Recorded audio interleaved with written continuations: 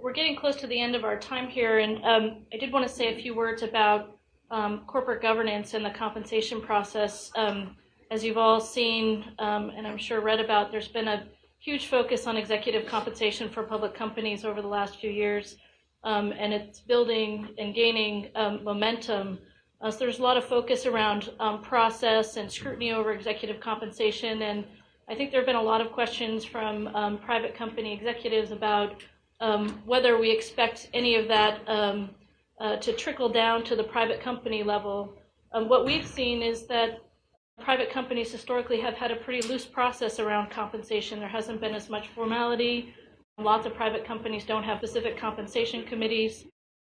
But Tom and Ammar, I don't know if you have any thoughts about whether or not there's any expectation that this scrutiny and focus around process and governance is going to trickle down to the private company. Well, I would say I don't think the specific legislation is going to immediately impact private companies, but we already see it since the 2000s. There has been a trickle down in that private companies have compensation committees. Before that, that was, most private companies, until they actually were public, they didn't even start thinking about this stuff. Now what we often see is late-stage private companies start trying to figure out how to act as a public company and start having non-employee directors on a compensation committee and start following the process. So you do see a tightening up of process probably than what we used to see, and I think that will continue because you need to gradually, if you're going to have a go IPO, you're going to have to gradually move into the public company sort of paradigm from the private company. So you'll see some trickle down to allow for that transition to be smoother.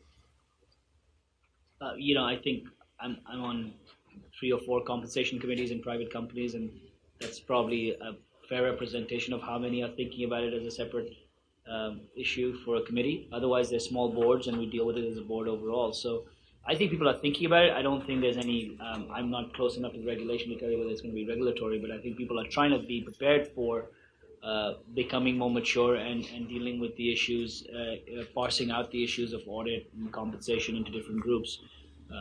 That's the way I think it's playing out. Want to make an announcement about premium membership. There's a coupon code in each of your Moleskines that you received, and it has a coupon code, but when you do apply for it online, it doesn't have a coupon code. So anybody that's registering now, we do have your name, and then we'll credit you the discount. I promise not to sign up. That's your compensations. And it's tax deductible, Yes. I think. I'm not giving you any legal advice.